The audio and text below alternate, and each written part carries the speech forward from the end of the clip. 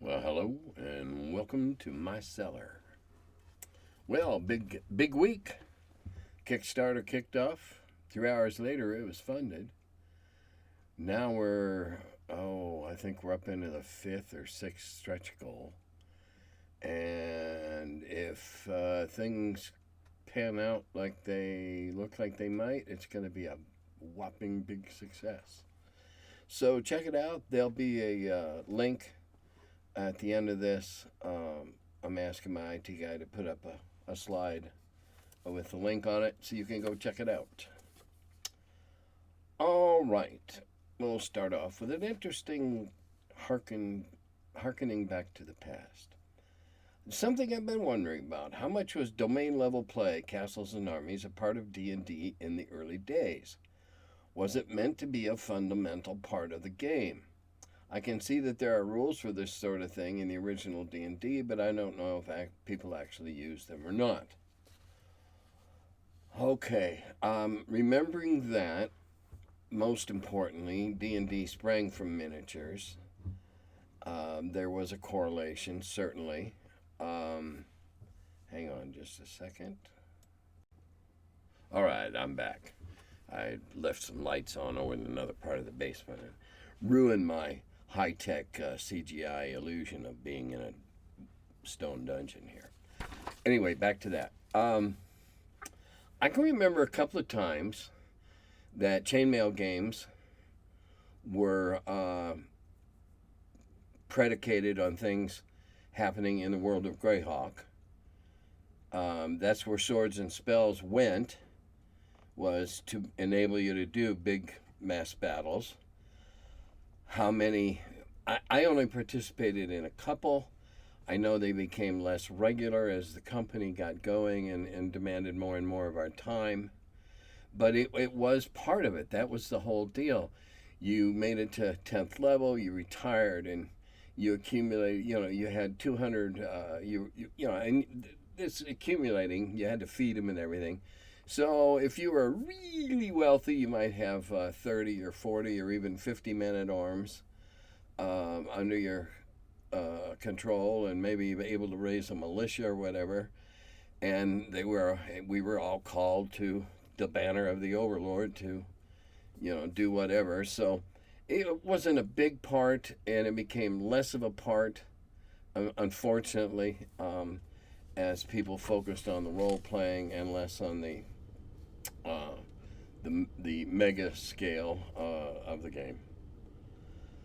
Okay, now I'm going to be brutally honest in answer to this next one. I watched almost every episode at this point, but a question occurred to me in conversation with someone else regarding the combat sequence in BX. And I'm guessing that's the abbreviation for basic expert. Is a combat sequence in BA the way it is just for six? Okay, I have no idea. I had nothing whatsoever to do with BX. I have not delved into it. I have nothing to do with BECME, which I don't know may or may not be part of this. I don't know. I never thought that the sequence was all that hard in the beginning, playing without all the fancy charts and tables that came later. I have always preferred a 10 round initiative type situation, 10 segments of each turn, and everybody rolls a 10, and then whichever way I'm feeling that day, we start with nines or we start with zeros or start with ones and end with zero, whatever. It's just a means of sequencing and randomizing the sequencing. Randomizing the sequencing is a major plus in my opinion, which is probably one of the reasons why I love Fight in the Skies, or as TSR rebranded it, Dawn Patrol, so much, is because every turn the sequence changes, and so you don't know. One turn you're going last, and you have the advantage of seeing the field in front of you and being able to pick out a target. And the next turn, you're going first, and you become the target, or somewhere in between. One of the reasons that I love Circus Maximus is because you never know who's going next from turn to turn. Um, so I've never found it difficult. We always, from the very beginning, I think before even it was more formalized, I've always, had a method of one sort or another to determine whose turn it is. When the bad guys get a turn, when the good guys get a turn. Um, if you want to get into further fiddly bits and you got a slow weapon or whatever, that's fine for the first sequence, but it ought to be part of the actuality of it all by in subsequent ones. So yeah, if you've got a very long cumbersome weapon in the first round, that could certainly bump you back. But once you've been bumped back, I wouldn't probably not apply any more penalties to it. Um, with my 10 system, um, people can roll and then say somebody's an archer in the group, and they say, "Oh, I'm going to fire." And I said, "Were you carrying it with an arrow knocked?" "No."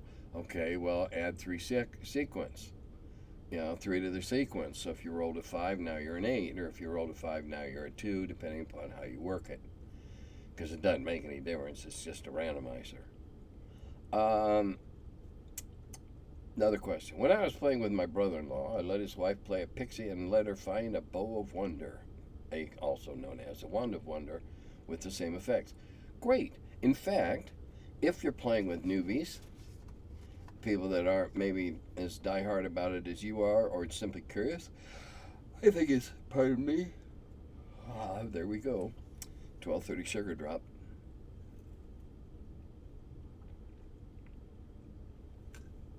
I think it's fine. Give them really neat stuff, because you can always take it away later. It can break. It can run out of charges. It can be taken away by a bad guy. But certainly, be a little lavish in the beginning. Not, Monty Hall give away the store and then they come back tomorrow and all you give them is an empty grocery store cart. No, but find a balance in there. All right, now this one is a bit puzzling. Apologies if this is answering a previous vid, but what are some of your favorite historical fiction books? Stuff that really grabs you and gives you ideas you can steal and lift to add to your game. Well, if you mean historical, I can't think of one that would have something that I could lift and put into my fantasy game. Now, if you're talking fantasy books, I've got several favorites. And the idea being lift and steal. Hans Cummings, great stuff. Scars of the Sundering, The Foundations of Drakenor, is a two-booker, and you soon realize that, holy cow, you're talking about a dungeon that somehow becomes sentient. Or now you're in a story in a dungeon, except it's not a dungeon, it's a world, etc. Good stuff. He's got several books out. His newest one, Summer of Crows, is really quite good. And I'm not at a point where I can say, oh yeah, I'm going to steal this or I'm going to steal that. I'm sure I'll lift some things. What exactly, I don't know. This turning in back and forth with crow stuff is really pretty interesting. Another good raw fantasy author that's got some good ideas I'm going to or have stolen is Gary Burgoyne, the first Fable. Some really interesting stuff in there. And then, who can resist Terry Pratchett? Great ideas. Now, if I was going to, I was talking to Jim Wampler today, Mutant Crawl Classics, about how fun it would be if, in his world setting, you could come across a warehouse full of battle bots and run around with those little remote control things, just whacking the hell out of people and things and whatever, breaking into buildings, whatever. Or take that concept and make it bigger, and now you've got a post-apocalyptic weapon. If you watch BattleBots, imagine coming up against Tombstone, which is a vertical spinner that has a 71-pound bar that delivers energy like you wouldn't believe. Have one maybe 3.5, 4 inches off the ground instead of the half inch off the ground it is now, and nothing could stand against you. Literally, you just crush everybody's ankles and lower legs. Or some of the ones that have the big chopping. Anyway, I look for ideas. I don't even look for them half the time. I'll see something that'll occur to me. Okay, enjoyed your last one. Today's topics: anti-magic and writing boulets. Where do you come down on anti-magic? Well, anti-magic, I'm not going to get into the paraphysics of how magic works. We got more discussions of that later, dealing with metals and armors.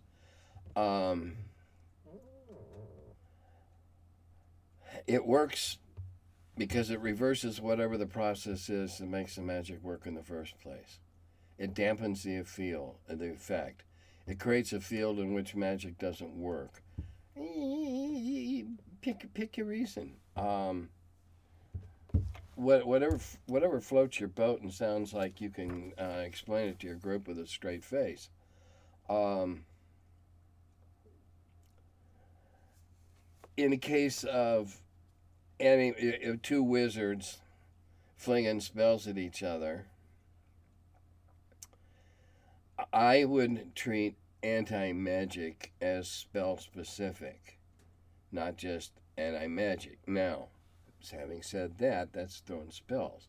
If I was creating an artifact of great power or something, I might create something that didn't allow magic to work in that area because it had a dampening effect, a disruptive effect, a chaotic energy field in the force. Choose your justification. Now, specifically directed spells to undo magic, that's just using a higher magic or a more potent magic or a different magic against magic. And if someone is thrown a hold on part of your party and your magic user goes to break that hold and cast something called free, then it's a reversal in effect, or a cancellation, if you will, of whatever the magic Dwemer forces, unseen gravitational pulls, whatever. It's fantasy. It's like if you look too far under the fat lady's skirts, you're going to find out she has feet of clay. How's that for a mixed, broken metaphor? Don't look too far. Don't look so close, and then you won't be disappointed. Now, writing a bullet would be a hell of a trip, considering their land shark practices. Yeah, wouldn't that be great? All of a sudden, then he decides to burrow into the plains. Are you going to try and ride him? And the writer here suggests that you ride him like a bronc. The gate opens, and instead of jumping out and trying to shake you off, it immediately burrows into the ground. Well, yeah, whatever was on the back would be screwed. They'd be scraped off and mangled. More on this writing boulets crap later. What was Gary's reaction to finding out that some of the art used was a copy of comic books? Appalled, upset. The very next printing, all those that we knew to be that, especially the stuff on the covers of the little box, was all changed. We weren't trying to promote copying.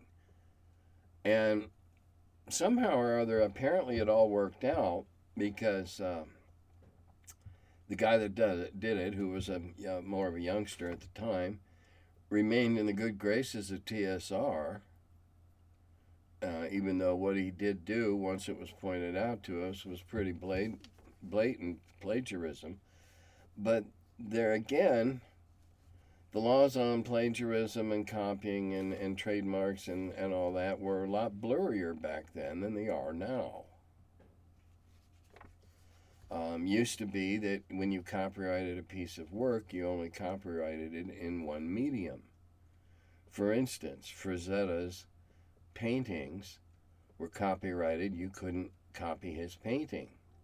However, you could take the Death Dealer, make it into a sculpture, put it into a new medium, and it was legal. Then. It's not now. But that's one Ralph Partha one.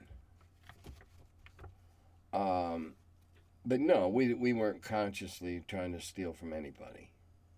Ever.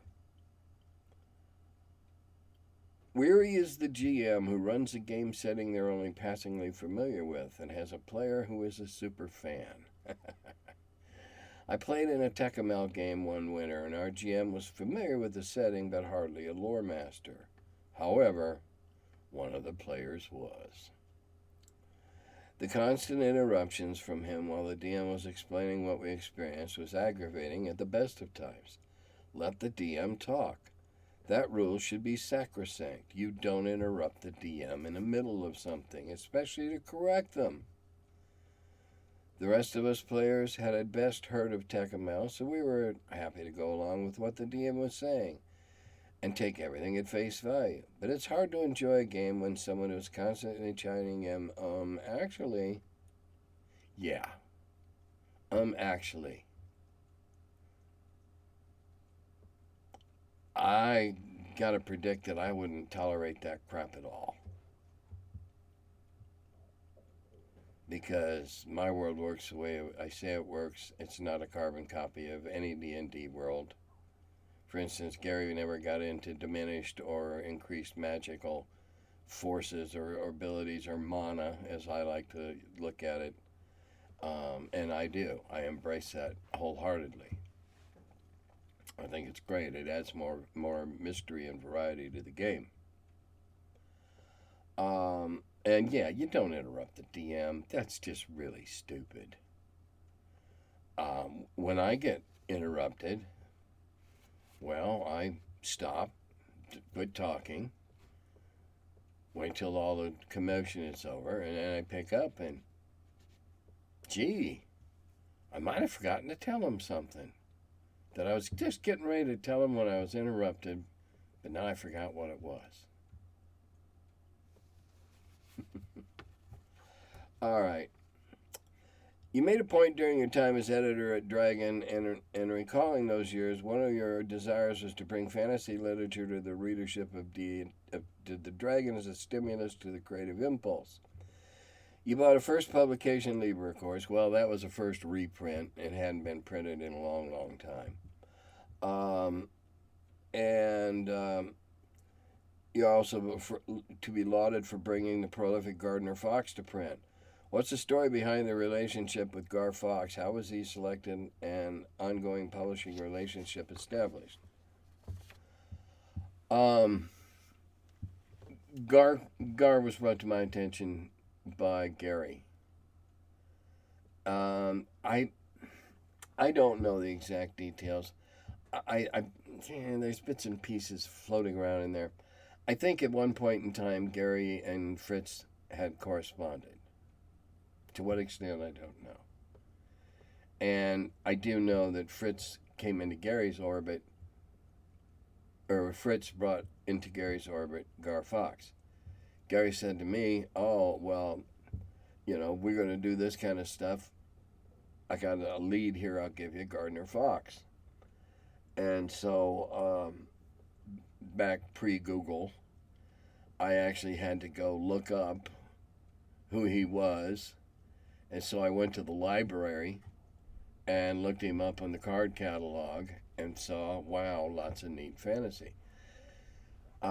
Both Gar and Fritz were incredibly decent gentlemen. I believe Fritz at first was a little confused by about all of what we were doing, but he and Gary maintained a correspondence. We did I don't know, I think Lettuce Laticolorum might have come from Fritz or been a project that we did with Fritz or for Fritz. Um, Garfox and I just got along really well, and he was delighted to find an outlet for stuff that had maybe been planted 20, 30 years ago and was going to see new light, and it was a little cash. Nothing great. I didn't pay them any better than I paid any of the other people, but it was a little cash, and he was intrigued by this new field of fantasy called role playing, and just a super duper guy. But how Gary came to know him, I don't know. I came to know him through Gary. All right. Oh, crap. Here we go again. More crap on armor and training and wearing of same. And I'm going to address that in a much more general and yet same time specific manner later. You know, how much does it weigh? Does it encumber you? Yada da da da da da da da. And it's I'll address that in an overall fashion a little later. And then we have people devote a lot of time and effort into fencing and martial arts training. It should reflect in RPGs. Why? It's fantasy.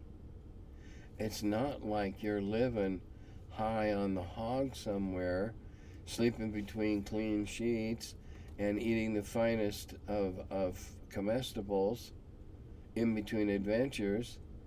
It's rough, it's tough, you scramble, you scuffle. Life's not easy. If you posit that your fighter likes to carouse, well, he's going to get plenty of practice with his fists and with his dagger, or possibly even his main battle weapon. Taking a modern example and trying to apply it into a fantasy swords and sorcery setting is a futile effort at best.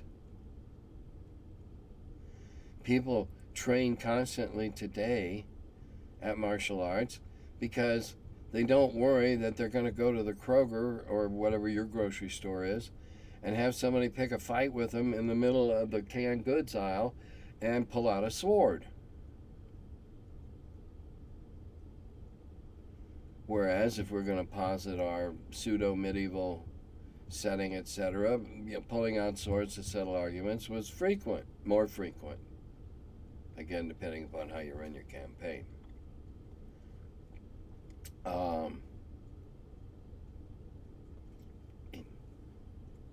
You're bringing in real life crap into a fantasy setting. Enough there. I'll address that more further. All right, here's an interesting question. What do I consider iron rations? I always hear people talk about beef jerky or some such food, but what other fare could it include? Could you cook, warm up, make a stew with iron rations? How many days, weeks would you suggest a character could reasonably carry on them? Okay, my idea, and staying away from stuff like limbus and, whey bread and stuff like that, which is obviously magical. Cured sausage is a, Slim Jims, if you will. All right.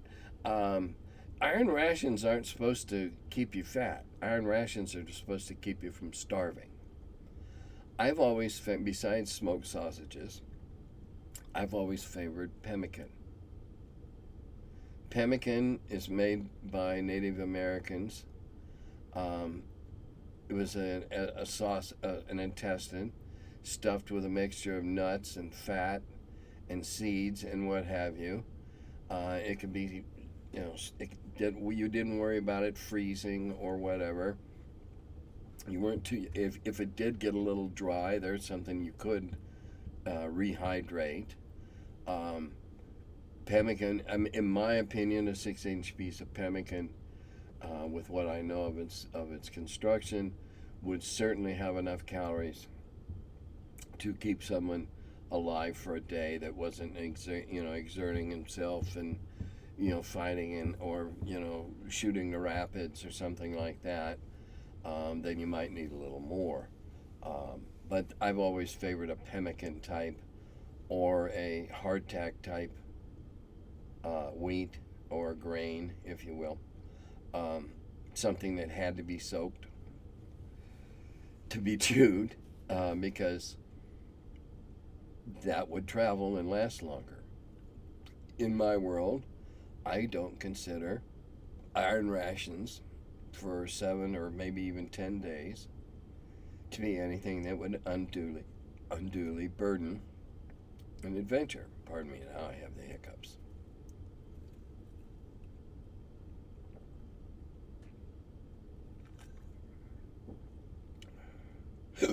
Oops, well, maybe that did it. Pardon me. I think you're going to run out of water a lot faster than you're going to run out of iron rations. Iron rations are for when you're being pursued, or on your way there. I would think if you're on the way there in a prepared adventure, you've taken real good, good food, real food. A thick rind, hard cheese, lots of calories, and as we now know, eating a little of the mold isn't likely to kill you. Now, if you want to handle discovery of mold on a certain kind of cheese as being a miracle cure, which we know today would be penicillin, hey, great, run with it. A particular kind of round, thick rind cheese that was prone to mold would make a great iron ration that also had a little medicinal kick of killing off any germs that you might have inhaled that day. Why not? It's fantasy. Here's how I handle players that roll without me prompting them for a roll. When a player says, I gotta insert number here to insert action here, I reply with, oh, that's too bad. You needed to roll insert slightly better number than what was rolled here to succeed. And now, insert horrible thing here. I can't stand unsolicited rolls. Well, that ought to be a great way to break them of that habit. Okay. I gotta agree, Arctic and Swamp Bulette are truly unnecessary, but having one as a riding mount for a major NPC bad guy would be memorable, one-of-a-kind encounter for the party and a lot of fun for the DM to see how the players will handle it. After all, what better way for the Bulette riding orc warlord to feed his beloved pet? No, there'd be no orc warlord or no orc warlock that would have the ability to control a bulette in my world. A wizard might bind him with terrible and horrible spells and exert control over it, but at the same time I'd have that bulette looking for the slightest chance to turn around and just bite one of that wizard's legs off. I view it as an armor-plated badger the size of a Volkswagen. Maybe if you got a tiny one and raised it from infancy, but in my world, the bulette is so nasty that it would soon revert to its nasty, nearly schizoid behavior. But yeah, that'd be bad news, being run down by a bad guy flinging lightning bolts riding on the back of a bulette. That would have me wondering just how well up to date my will was. All right, now we're going to go back for the last time about all this crap about deadlifting and 18 double. I know what a deadlift is. It's just stand up and get it off the ground and lock your knees. I know that. And the world record deadlift is, I don't know, 427 pounds or something like that. I looked it up. Let's see. Did I write it down? 472. So,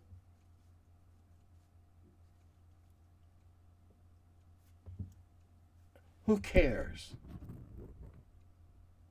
It's fantasy. Brian only came up with the conversions that he did to stop the yammering of people about what it meant. Remember, average is 9 to 12. Therefore, the average man, and this was based on male physiognomy, the average guy could lift over his head 90, somewhere between 90 and 120 pounds. When I was a younger man, I could certainly do it. And I'm not anywhere above, average. I was pretty buff when I came back from overseas. But, my power was in my legs. I could bench press over 450 pounds. I couldn't, I could leg press. I couldn't bench press probably more than 2.25. But who cares? Now, if you want to get all technical about this crap, the next time they've got a weightlifting contest on TV or the next Summer Olympics, look at some of these dudes that are world-class deadlifters. They're enormous. They got huge legs and great, huge arms, some of which they can't even stretch out all the way. They're big. They shamble. They're not quick. They're not lithe. They can't spin out of the way of a sword thrust. If you want to have a character that can do that, deadlift 720 pounds, please bring him to one of my games. My bad guys would love some fencing practice. Big burly guy with nothing rippling muscles that can't move very fast at all. Can't carry enough iron rations for a dude like that because of the calories he needs to hold up that bulk. And I think that's something you need if you're going to get all nitty-gritty real life. What's the caloric intake you need to maintain that bulk?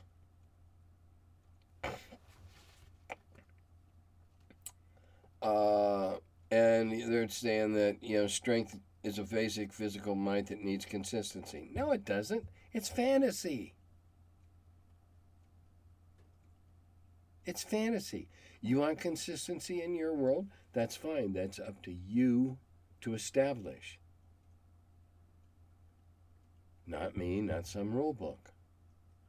Rules are guidelines. It's up to you to carve them into the stone.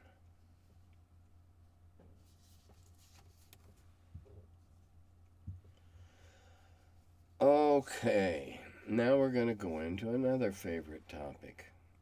Not.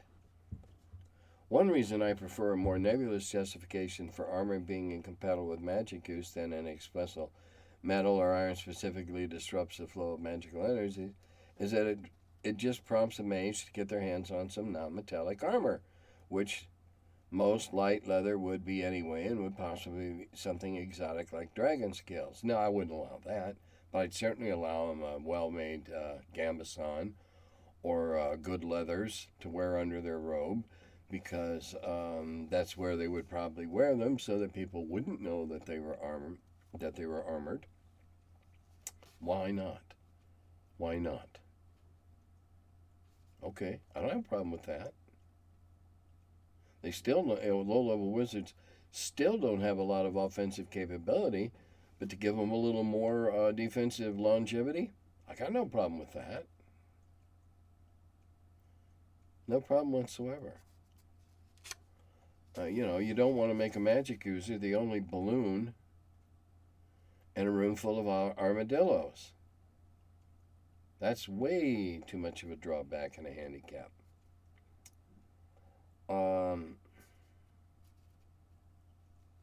Or bronze. Okay, okay, yeah, they could go out and get bronze. Well, and the next one, it doesn't have to be iron, just to say that any metal armor would be a problem. If you need a pseudoscientific explanation, just say that anything would be energized by an electromagnetic field is problematic, which is how metal works in real life. Metal detectors work. As for special materials such as armor made from slain dragons, maybe their magical properties make it a really bad idea for them to use them to encase a magic user's heart, which is what armor does. It's easier to make up whatever excuse you want in a magical world. That's right. That's right. I don't allow any metal armor. Any. But I don't care. They can wear any kind of leather or padded gambesson, or they can wear an Aztec salt suit. The Aztecs used for cutting weapons mahaquitls, big flat club kind of like a cricket bat, though not so thick in the middle, and they lined the edges with flakes of obsidian, sharp as all get out. So to counter, armor always improves to counter whatever the newest weapon is. That's true all through history. So they came up with heavy linen, flax vests that they sewed diamonds into and filled those diamonds with rock salt, which is not easily sliced with a mahaquitl or any sharp edge. If a magic user wanted to wear a shirt full of rock salt, I'm okay with that. Hey, run out of a little salt, need some in the stew? You always got some there. I don't care. Thinking outside the box is what I reward. And I do have a problem making the magic user the only balloon in the armadillo cage. I've never really liked that. I understand the need for it.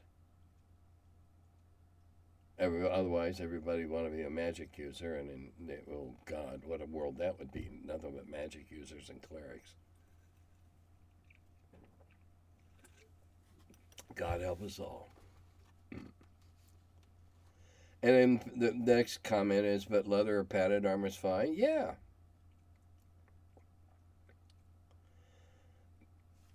And they say, oh, well, that's a variation from the D&D stereotype of the unarmored robe-wearing wizard. No, that's not a D&D stereotype. That's your stereotype. We may have put pictures of wizards in robes, but that was only so people could recognize the much maligned, I don't know, is that a trope, meme? Anyway, doesn't mean they have to. Just because, personally, I don't believe that because not a lot of authors have done that for magic users, that couldn't be done. Who says?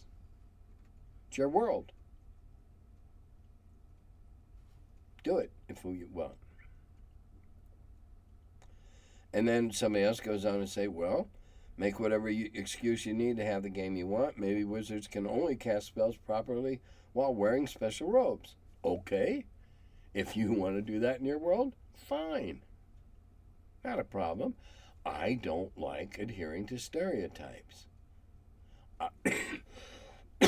I don't think that every wizard in my world has to run around like the wizards in Discworld and Terry Pratchett's books with spangly robes and pointy hats that say wizard across them and covered in sequins.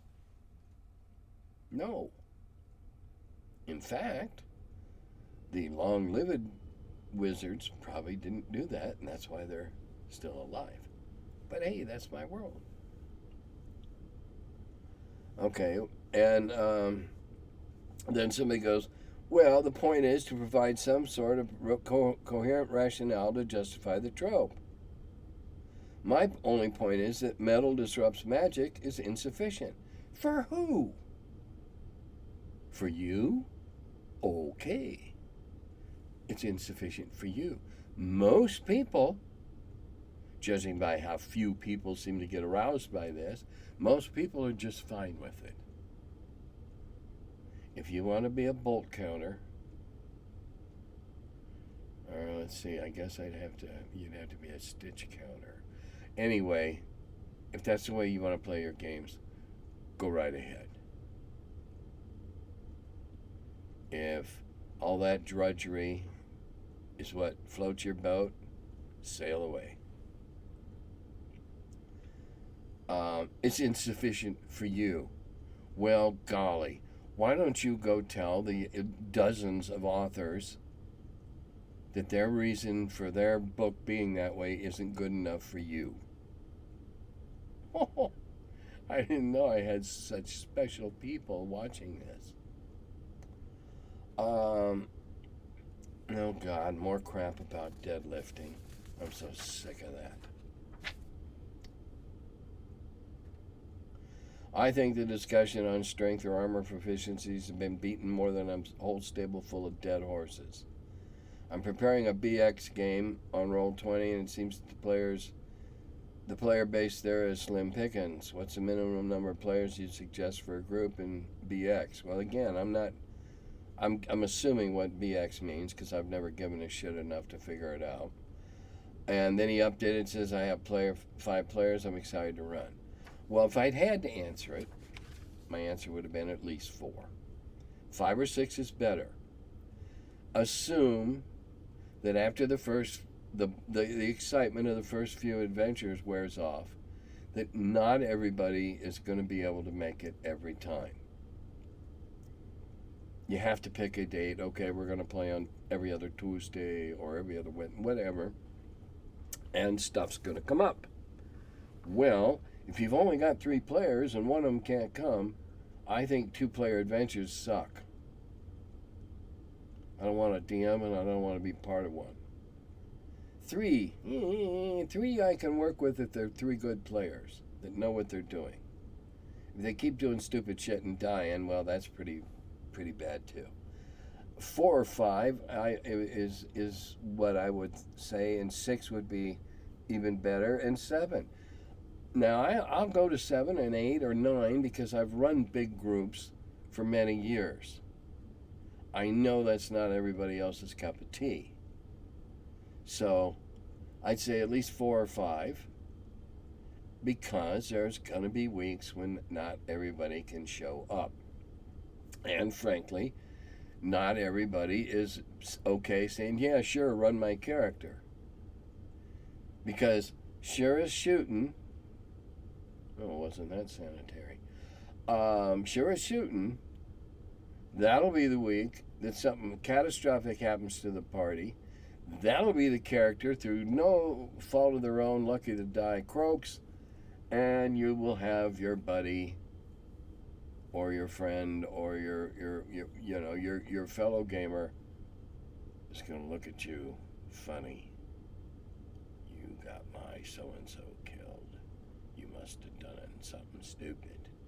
That's a good way to cause rifts. Now, having said that, I do know that in the Greyhawk group, they often did it.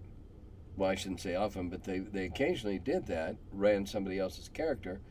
But really, that's okay because they'd all been playing together so long, they role-played them.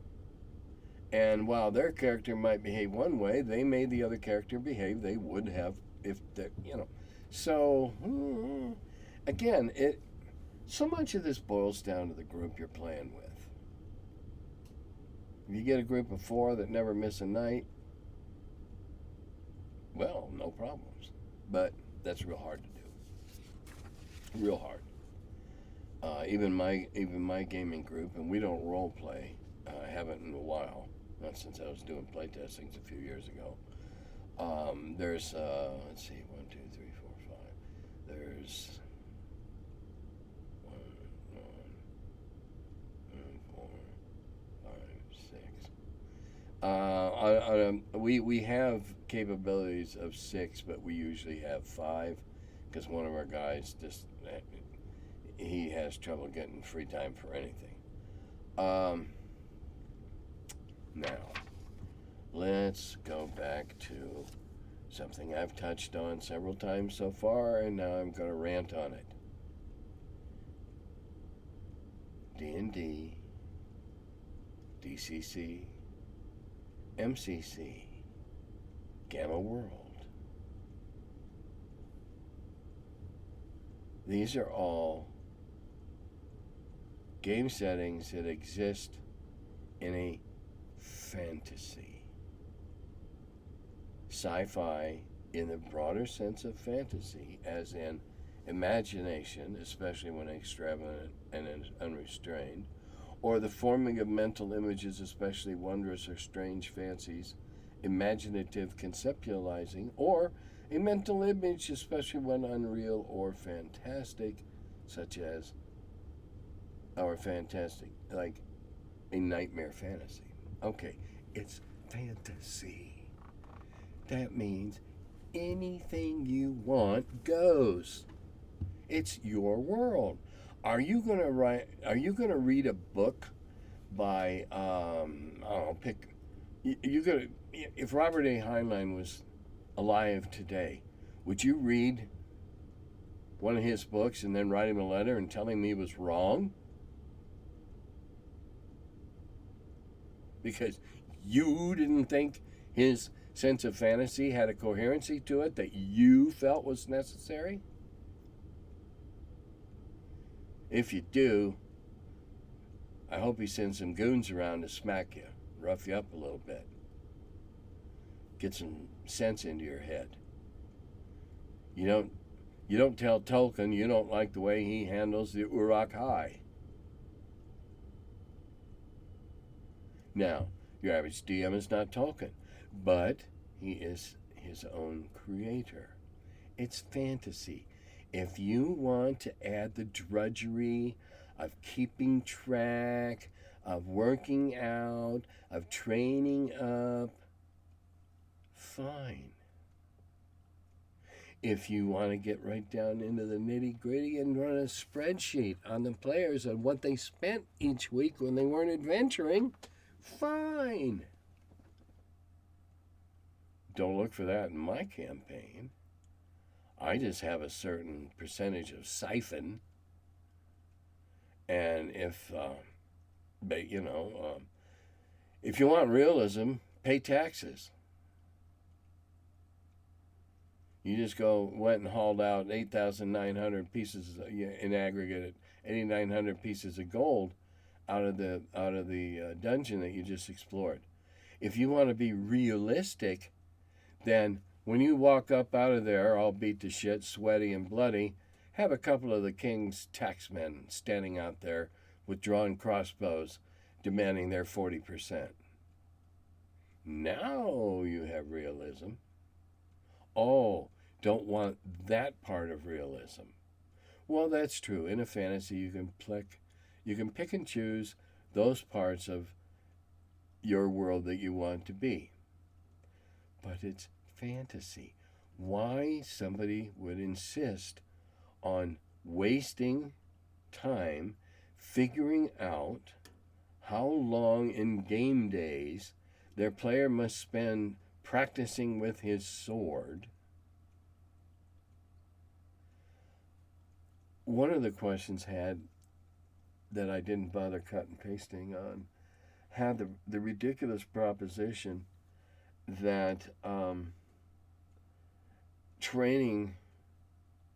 constant training was necessary to maintain your skills, and that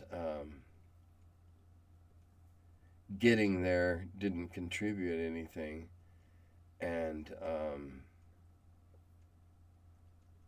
working out. I mean, all right, hey, you want to be a gym rat in real life? That's fine. You want to be a gym rat in my game? That's fine. But don't come around to me 6 months later and say you think you ought to have your strength buffed by one because you were been working out at the gym. Someone else said something that it was constant training that made a one level rise above the crowd of the zeros. No, it's not.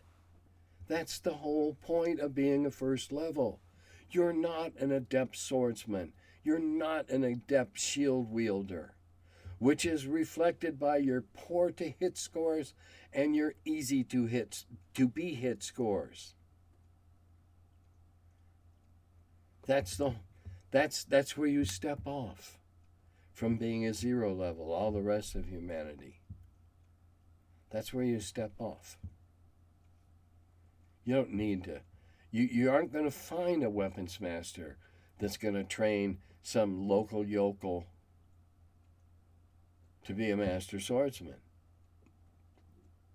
Okay, I could come up with a situational thing where I might use that as a story element. But every level one that comes out of that rises out of the mass of the hoi polloi did not have a retired man-at-arms working on his father's farm to teach him those little tricks to become a master swordsman. It's fantasy. I cannot wrap my head around why some people want to ruin fantasy by putting all this nitty-gritty crap. You're going to keep a log of how many hours you trained on Wednesday and how many hours you trained on Tuesday, and oh yeah, then we went and we beat up a couple of bad guys in the forest on Thursday, and then fine. If that's what you want to do, you do it. Don't tell me I have to. Don't tell me it doesn't meet your prejudices, what you think ought to be done. It's your world. Do whatever you want in your world, but don't tell everybody else they have to. Don't tell everybody else it's wrong because it doesn't meet your criteria. It's fantasy. Every single fantasy book that I ever edited at TSR had the same thing in the front. These are guidelines. They're not written in stone. Adjust and adapt as you choose. Don't have the hubris to tell anyone else that they're wrong. I don't care if they're using wrong numbers for saving throws versus poison. In their world, those are the numbers that work. Don't try to impose your mundane ideas of what ought to be any fantastical world. If you're a member of the King's Guard, yeah, you're going to train regularly. But members of the King's Guard don't go out gallivanting around the country looking for treasure. Monsters to kill. Don't tell me I got to spend 3 weeks of game time training. Nah, I'll spend those 3 weeks going out and killing shit and taking their stuff. We're all a bunch of murder hobos until we're on a noble quest. But the stuff that your DM makes up for something to do for the next 6 weeks is this neat temple or whatever. You're just a murder hobo. Whether the denizens of the temple are good or evil doesn't matter. You're just going there to kill them. They haven't done anything to you, but you're just going to go there to kill them and take their stuff. So don't put too fine a point on it, on what your adventure actually is. Now, if you're on a geas, or you've been charged to, go recover this and such, or rescue so-and-so, and upon returning be awarded a big award or, kudos and all laud and praise, etc. It's fantasy. Jesus, God. Too many people ruin fantasy by bringing too much reality into it. You can't have it both ways. There are no elves. There are no pixies. There's no nixies. No Dixies or Trixies either. But we have them in our game. Why would you have to spend 3 weeks of game time training to use a weapon that you've been using all this time to get to where you are now? 3 weeks to heal, different story if that's what you want to do. Me, nah. I've always got healers available to get them back out there. Shorter. That's just me. All right. The Kickstarter will be on here. Let's see. Today is the 11th. Yeah, I will be doing one next week, the 18th. I will not be doing one the week following because I'll be at Total Con. And speaking of Total Con, I informed them today that this is very likely going to be the last time I go out there. In fact, I'm just about done with any cons that I have to fly to, because flying has just become so tedious and so annoying that, and it's not the masks. I double mask when I go to the grocery store. It's not the masks. It's the hassle and the bullshit and the waiting and the social distancing and the interminable lines in the airport. Having to be there so much earlier than your flight. And then what do after you make it through the interminable lines? You sit on your ass in an uncomfortable chair half a corridor away from anything good to eat. And then, God help you if you're making a connection, because sometimes you got to schlep it clear down into another wing. And I'm tired of it. I'll continue to drive with Jim because I have a co-driver. Jim and I will continue going to GaryCon and GameholeCon as long as we're welcome. But and even Dallas, and I have family in Flower Mound. I may not be going to any more Dallas after this year. I'm 73, and it's just getting to be a pain in my old arthritic, wrinkly butt. God knows I love doing it. You want to send an Uber and drive me somewhere with a place to stay overnight, or the Uber's big enough to have a bed in the back, we'll talk about it. But I've just, you're supposed to be at the airport 2 hours in advance. Then you spend half an hour to an hour of that standing in line, getting through. You go. By the time you get to the con, that sucks some energy out of you. You run 5-6 games like I do. You go through that same crap going back, and then you got a 40-minute drive home after you finally get back to the airport. I don't do shit at 73 like I used to at 43 or even 53. So, this might be my last hurrah around the con circuit, if you will. Looking forward to Gamehole, though, in 2 weeks. And until that time, Dodata Govi.